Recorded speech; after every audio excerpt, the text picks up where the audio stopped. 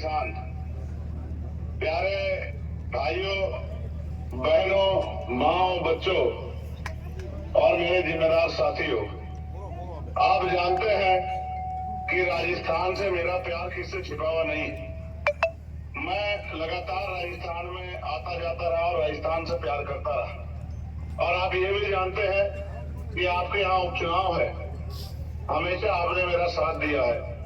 ये जो चुनाव है, पहले तो मैं प्रत्याशी के बारे में कहूं, ये मेरी बहन भी लगती है, मेरी भाभी भी लगती है और हनुमान बेनीवाल जी मेरे बड़े भाई हैं।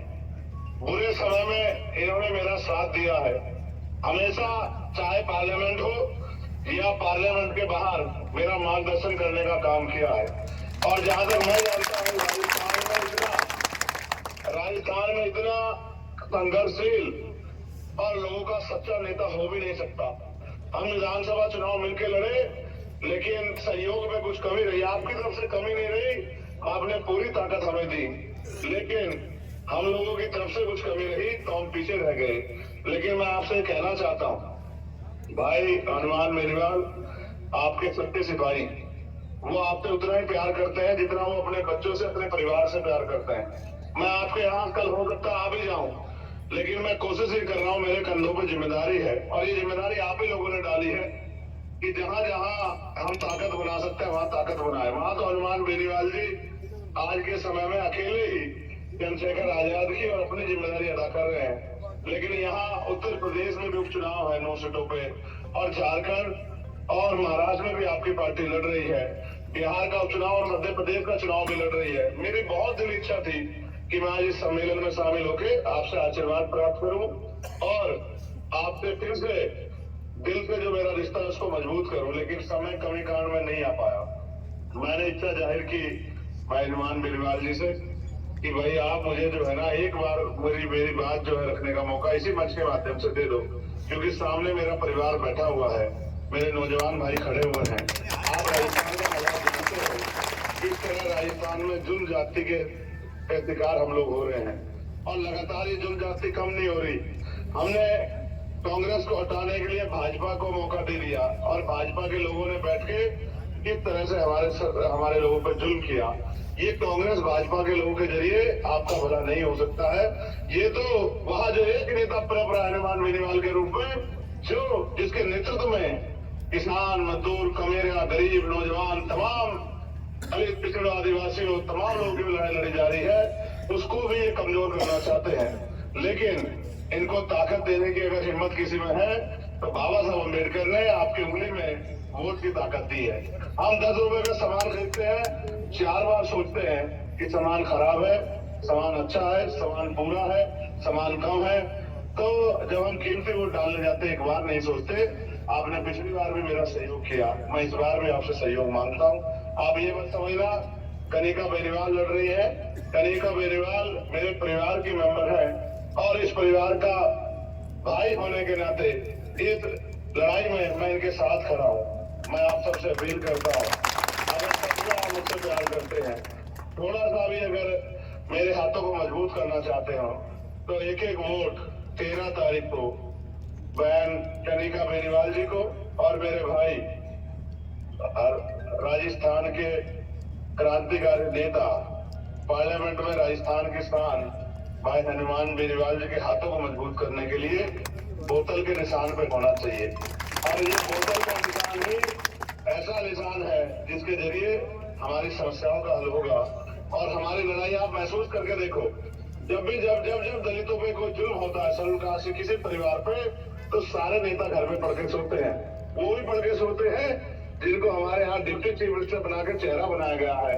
अगर कोई होता है उनकी लड़ाई लड़ने के लिए, क्या तो चंद्रशेखर आजाद होता है या फिर हनुमान बेनीवाल होता है।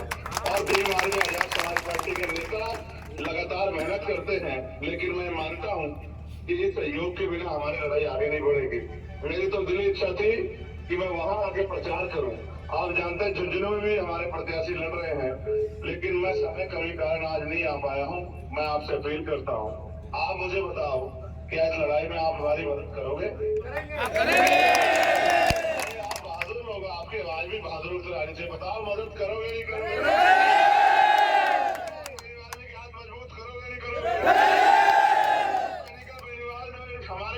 का सम्मान है। कहते हैं कि बेटियां बहनें घर की बहुएं सम्मान होती है। आप जानते हैं कि जब हनुमान बेनीवाल जी और मैंने जब हमारे किसान बेटी के साथ, हरियाणा की बेटी के साथ, ओलंपिक लाने वाली देश की बेटी के साथ जब जाती हुई थी तो हमने पार्लियामेंट में जाके रख देने का काम पार्लियामेंट को किया था।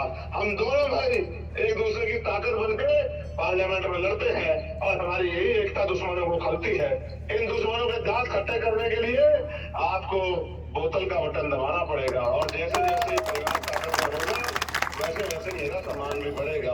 आज जब चारों तरफ इनको घेरने के लिए, इनको हराने के लिए बीजेपी, कांग्रेस और तमाम पार्टियों ने एडी चोटी के जोड़ लगा दिए हैं। मैं अपने भाई की ताकत को जानता हूँ कि वो इनसे हारने वाला नहीं है, मगर फिर भी ये चाहता है कि लोकतंत्र में जनता ताकतवर होती है, एक एक वोट कीमती है। आगे 2-3 दिन बचे हैं। आपने हमेशा मेरी एक आवाज पे, चाहे मैंने आपको दिल्ली बुलाया हो या राजस्थान की सड़कों पर तुमने कहा हो, आपने मेरा मान सम्मान रखा है। तो अगले 2-3 दिन खुद से चंद्रशेखर बन के और मेरी जिम्मेदारी को पूरा करते हुए कोई रिश्तेदारी, कोई क्षेत्र का खीवस्तर विधानसभा कोई घर ना बचे जहां तक ये संदेश ना जाए कि भाई हमें हनुमान बेनीवाल भाई के हाथों को मजबूत करना है और ये आपके हाथों है। बताओ कभी मैंने आपका साथ छोड़ा है क्या? आपको याद होगा कितनी कितनी मुसीबत सह के मैं इंद्र मेघवाल के परिवार से मिलने गया और अभी मुझे खबर मिली कि उसके परिवार को, उसके परिवार के लोग, उसके पिता को, उसके चाचा को जेल में डाल दिया है। कितनी मुसीबत से मैं जितेंद्र मेघवाल के परिवार से अन्याय खिलाफ जो लड़ाई थी उसको मजबूत करने के लिए गया और रेगर भाई के परिवार के लिए लड़ने के लिए गया। मैंने आपको कभी मैंने प्रदेश नहीं देखा, मैंने हमेशा आपको अपने परिवार से ज्यादा बढ़ के प्यार किया है और मैं आपसे उम्मीद करता हूँ कि अब आप इधर उधर की किसी की परवाह नहीं करेंगे, किसी के लालच में नहीं आएंगे, किसी की बातों में नहीं आएंगे। अपनी ताकत बनाने के लिए भाई हनुमान बेनीवाल जी को ताकत देने काम करेंगे। आपको नहीं पता है, जब मैं वहां नहीं होता हूँ तो इनसे कह देता हूँ कि अगर कहीं कोई मुसीबत आती है किसी गरीब पे तो इनसे कह देता हूँ कि आप जाके आप मदद कर दो। तो कभी कभी मेरी कमी पूरी कर देते हैं, लेकिन इस बार मेरी कमी आप लोग पूरी कर दोगे नहीं कर दोगे? पक्का? ये जो तमाम लोग घूम रहे हैं कि हनुमान बेनीवाल को गिरा के छोड़ेंगे, इनको सबक सिखा दोगे नहीं सिखा दोगे? इनको ये बता दोगे इनको ये बता दोगे नहीं बता दोगे कि हम जिसके साथ खड़े हुए हैं उसको जिता सकते हैं? बता दोगे नहीं बता दोगे? तो फिर बहादुर शेरों, मेरे बहादुर योद्धाओं, कल से लग जाओ, आज से लग जाओ और एक एक वोट को बैन करने का बेनीवाल को बोतल के बटन पे जाना चाहिए और ये सिर्फ जीत के ही आपको सच्चा जो है मेरा प्यार दिखाने का मौका मिलेगा। मैं भाई हनुमान बेनीवाल जी से भी कहना चाहता हूँ, वो दिल के बड़े साफ है, जब बात होती है देते हैं। आप गुस्सा बहुत करते कि राजनीति में ज्यादा गुस्सा अच्छी बात नहीं है, ये मेरी बात बहुत मानते हैं। मैं पार्लियामेंट में भी इनको कभी ना कभी किसी ना किसी मुद्दे पर कहता रहता हूँ कि भाई हमें इस तरह से लड़ाई लड़नी है, लेकिन हमें प्यार बहुत है और इस प्यार का असली ताकत आप लोग 13 तारीख को बोतल का बटन दबा के बना देना। और मैं हनुमान बेनीवाल जी से कहना चाहता हूँ और बहन तरीका बेनीवाल जी से भी कि ये लोग आपसे बहुत प्यार करते हैं। आप जिस तरह से आपने इनकी लड़ाई लड़ी है, ये प्यार सहयोग इनके साथ रखना। ये जिसके साथ खड़े हो जाते हैं, ये आदमी का दिल देखते हैं, ये आदमी की वैल्यू नहीं देखते कि वो कितने बड़े बंगले वाला है, कितनी बड़ी गाड़ी वाला है, कितनी बड़ी कोठी वाला है, नहीं देखते। अगर ऐसा देखते तो मुझ जैसे गरीब का साथ नहीं देते। ये तो दिल देखते हैं। आपके दिलों में इनके प्रति प्यार रहना चाहिए। ये आपको इतनी ताकत देंगे राजस्थान में जिसकी कल्पना भी आप लोग नहीं कर सकते हैं। मैं आप सबका धन्यवाद देता हूँ और भाई हनुमान जी बेनीवाल जी से ये आग्रह करता हूँ कि वो ऐसा ही प्यार बना के रखें। आपने मुझे सुना, मैं आपका धन्यवाद करता हूँ। आपका भाई, आपका बेटा, आपका दोस्त, आपका सिपाही, आपका छोटा सा कार्यकर्ता चंद्रशेखर आजाद, उन्हें आपसे अपील करता हूँ, मान सम्मान की रक्षा वोट की ताकत से करना। बहुत बहुत धन्यवाद।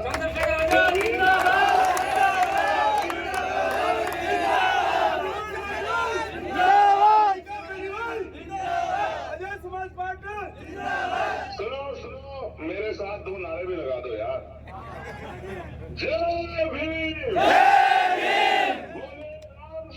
वीर की जय, महाराज की जय। बना के रखना, मैंने कि अपने कुल गुरुओं के नारे भी बहुत लगाने पड़ते हैं। खुश रहो, सबके लिए मंगल कामनाएं भाई हनुमान जी के लिए और हमारी भावी विधायक के लिए बहुत बहुत मंगल कामनाएं। धन्यवाद। जय भीम।